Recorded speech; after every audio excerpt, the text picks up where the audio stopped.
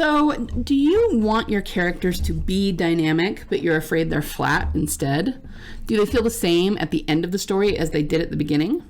Do you want to have epic character transformations to really make your readers feel stuff, but you just don't know how to judge how well you're doing at that? Because let's face it, we all have blinders on when it comes to our own writing, right? If any of these things describe you, then you're in the right place. I'm going to give you some tips about how to write great character transformations, and we're going to be using some examples from the film Legends of the Fall. One of my favorites, so stay tuned. Hi there, aspiring fiction author.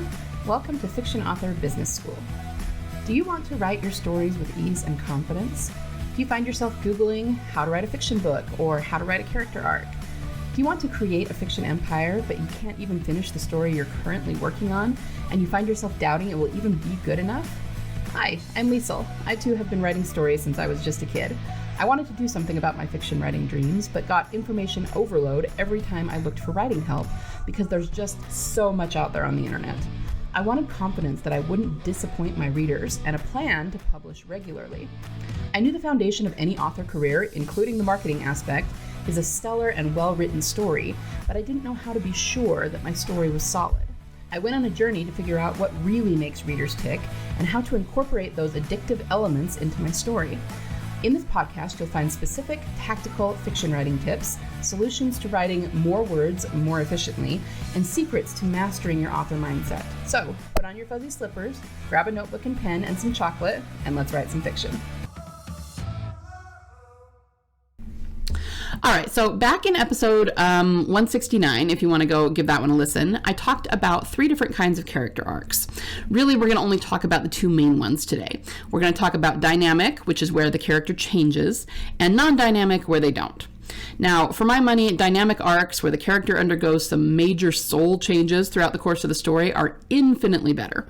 In fact, in my opinion, it's really pretty hard to pull off a completely flat character as your protagonist and still have the story be a success. That very rarely happens. Now, as I talked about in 169, there are plenty of stories that fall under the non-dynamic category where the characters don't undergo a major change in those stories and are still really successful. However, I am going to throw out there that even in those stories, the character changes a little bit. It might not be some major belief that's changing for them. It might not be a soul change, but even in those stories, like if we're talking about, I don't know, Jack Reacher or something, they still have to come up with a way to beat the villain. And usually it's by learning something they didn't know before. Okay. It's usually very logical. It's very, tactical or strategic. And so, like I said, it's not a soul change. It revolves much more around what's happening in the plot. But even so, in the audience's mind, that's still kind of a change. That is still the character learning and growing in order to overcome in the climactic moment. Okay, so even in non-dynamic arcs, we're still seeing the character change a little bit. And that should tell you something, okay? It's really important that you keep this in mind when you're writing fiction. The more we see a character change, the more the audience is going to latch on to that character and that story, okay? So if you have no change, it's a lot harder for them to love your writing, okay? Just something to keep in mind. So, what are we talking about here? This is going to be, in a lot of ways, it's sort of a part 2 to what I talked about last week when I talked about not having convenient plot twists, okay? So I talked last week about a story that I wrote in college with an ending that happened too suddenly and felt unrealistic. In a way, that story can actually apply to this, what I'm talking about today, too. The thing is, having sudden character transformations, the problem with them is not only that they feel unrealistic and come out of left field in the same way that plot twists do, but I think the issue is that you have not convinced your audience that your character has truly changed or truly learned something, okay? Because if your character sticks to one belief or one behavior throughout the whole story and then just suddenly changes without any explanation, your audience doesn't believe the change is genuine, okay? I remember seeing a movie some time ago. I honestly don't remember the name of it. It was supposed to be a romance. It was a very adult romance, and it was a comedy. And it was actually, it was entertaining to watch, the film itself. But at the end, there just wasn't enough of a change that the romance felt real. So basically, it was like I said, it was an R-rated comedy romance, so there was a lot of sex going on in it. The characters were having a lot of casual sex with other people, and in order for them to, obviously they were one another's soulmates, they were one another's true love and all of that. And at the end, because of their behavior throughout the film, in order for that to really land, we really needed to see a big commitment from them to each other. And the movie did not give us that. Basically, they just had sex at the end. And it was like, okay, but how is that different from what they've been doing the entire movie with other people? There was not enough of a change in either of these characters to convince me that these two wouldn't just move on to the next person once they got bored with one another. So the movie really fell flat for me. The romance fell flat, okay? And obviously, we definitely don't want that. Okay, so like I said, one film that does exceptional character transformations is Legends of the Fall. Again, you can watch this on Netflix or Amazon Prime. The director is Edward Zwick. I just gotta say for a minute that I will watch anything this man makes because I love his films. He does a really good job with these. He does a lot of the epic historical fictions, which I love. He did Glory. He did I don't know what else. He did Blood Diamond, I know. So he and both of those have really epic character transformations too. So he's an excellent storyteller. Okay, so we are going to be talking about 3 character arcs. Well, maybe technically 4, but one of them is actually a slightly different. Let me get into this. So there are 3 main characters who are men in the movie, and then there is one woman. It's worth mentioning Susanna's arc because hers is an example of a negative character arc or a cautionary tale, meaning she's a character who did not triumph over her demons and did not overcome, and she ended up dead because of it. Okay? So it's still worth considering because, this is something I teach. What kind of ending do you want? Most stories, the character is overcoming in some ways, but cautionary tales are when they don't overcome and therefore they don't triumph, and they usually have really tragic endings. Susanna's arc in the film is exactly that. It's a perfect example of that kind of arc, okay? Hers was also non-dynamic. She did not change. She did not overcome. But the ones that I really want to pinpoint are the 3 that were very dynamic. They were really good character transformations. Those of Tristan, Alfred, and their father, Colonel Ludlow. Okay, so let's go through each of these so that you can understand what the arcs were. At the beginning, Tristan experiences the death of a loved one. It's not the very beginning of the movie, but it's his brother. And his brother dies in a war. And we see Tristan curse God and just wallow in his grief and in his guilt over not protecting his brother. And it becomes almost like a mental illness for him. He cannot function in regular society. He cannot return to his family. He just is not doing well. But over time, he heals, he changes, he overcomes. He ends up going back to his family and, getting married, starting a family of his own. And then he experiences another death of a loved one. But we see him react very differently here. He does mourn, of course, because this was the death of a loved one. It was his wife, actually. But then he returns to his normal life, and he's still fairly well adjusted because he has 2 little boys now that need him. So you see the transformation there, the difference from beginning to end.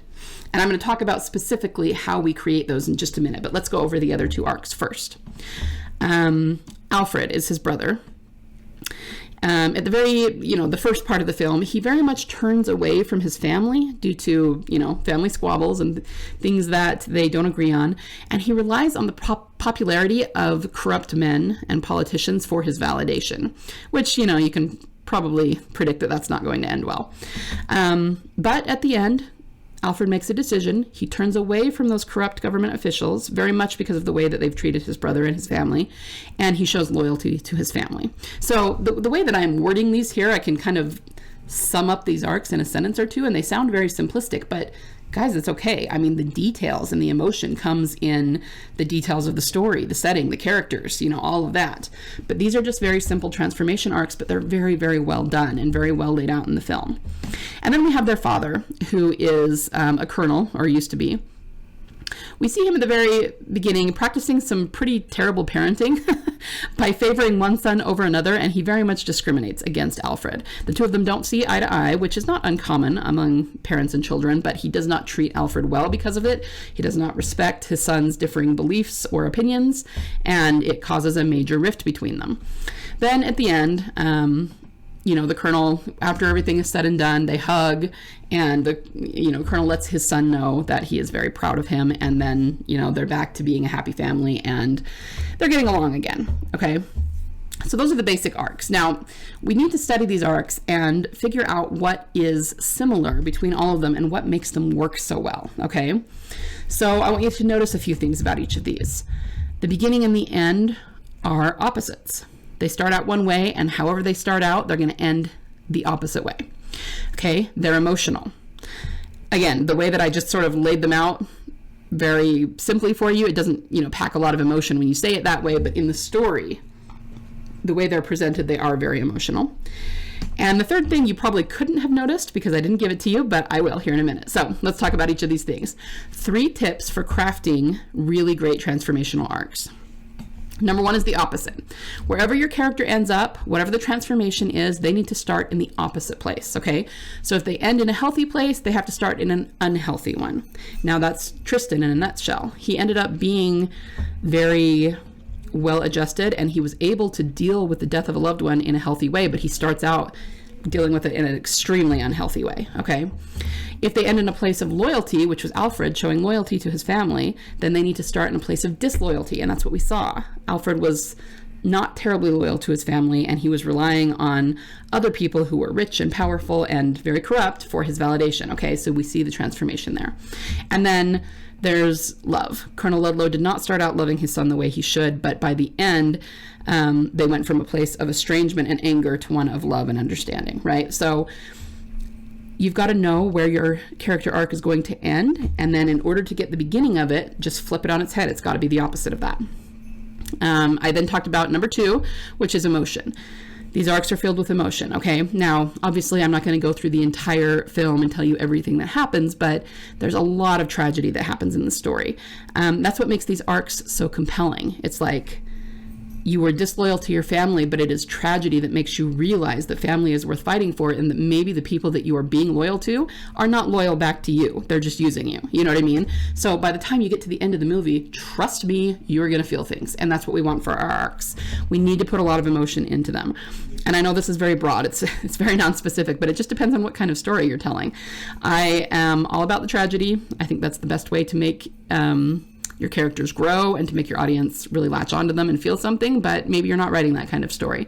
Maybe the emotion you need is more like drama because you're writing a romance, or it just depends on what it is. So whatever kind of story you're writing, whatever genre you are writing in, just fill it with whatever emotion is appropriate for what you're trying to write, because the more emotion you can make your readers feel, the more compelling the character arcs and the transformations will seem to them. Okay? The third thing I didn't give you is simply that the steps or plot events lead logically from the beginning of the transformation to the end. Okay, so this goes back to the cause and effect that I talked about last week, right? If you're literally talking about opposites, Alfred starts out being not loyal to his family, and at the end he's going to be loyal. You have to make sure that you're putting steps in there in the plot that lead him from one to the other, okay? And this is where it's going to be specific to your story. I can't tell you exactly how to do this, but again, with the emotion, tragedy is something that makes people really wake up to what's important in life. But maybe things happen that change their beliefs. Something happens that makes him realize the people he was being loyal to aren't the greatest people and are not being loyal to him. Maybe there's some betrayal, maybe there's some drama, maybe there's some falling in love, maybe there's some change of priority, anything like that. But we just need to make sure that the steps or plot events lead logically from the beginning to the end, so that the transformation just kind of happens smoothly, and again, that it's believable. Those are the breadcrumbs that I was talking about last week with the plot twist. We need to make sure that we have breadcrumbs that we lead the audience from one to the other. So let's give a negative example. If Alfred was being loyal to these other people and not to his family, and he was just the whole movie screaming to high heaven that he hated his family and he was not going to be loyal to them and he was going to be loyal to these other people, and then all of a sudden he goes and helps his family. Like, that wouldn't make any sense. And we'd be like, okay, obviously he changed his mind, but why? You need to tell the audience why. Why did he change his mind? What happened to make him change his mind? And they do that in the film. We actually see the events as they unfold, and we kind of understand what happened that made him change his mind, you know. And let me tell you, it's a lot of tragedy. So those are the three things that I'm going to offer up as make sure that you're using these to craft really great transformational character arcs. Make sure that they end in the opposite place from whence they began. Make sure you fill those arcs in that story with as much emotion as you possibly can, whatever emotion is appropriate for your story. And make sure that the events of the story lead logically to the transformation, so that whatever is happening in the plot is slowly over time making them change the way they feel, the way they believe, the way they think, so that the transformation feels inevitable and realistic and like it was always supposed to happen. Okay? And guys, really stellar transformation arcs for the characters are what make a story. Okay? They're what make a book amazing. You can have all the cool worlds and cool powers and cool technologies that you want, you know, but if the transformation for the character isn't there, audiences are just not going to react the same way to it, okay? So I encourage you to be very intentional with this. Think about your character transformation and take pains to make sure that it is well written, and it will make all the difference in the loyalty of your readers, okay? That is all I have for you today. Everyone have a wonderful week of writing, and I will see you next week. Remember, there is always a market for awesome. Thanks so much for listening today. Before you go, would you be willing to do me a solid? If you found any value at all in this episode today, would you be willing to share it with other authors just like you, in the hopes that they might find some value in it as well? Happy story crafting this week. Remember, only you can bring the world the unique story that you are trying to tell. Only you can succeed in your own unique way in getting it out of your mind and your heart and into a medium where it can reach thousands, if not millions, of salivating readers. You don't have to worry about failure because there is always a market for awesome.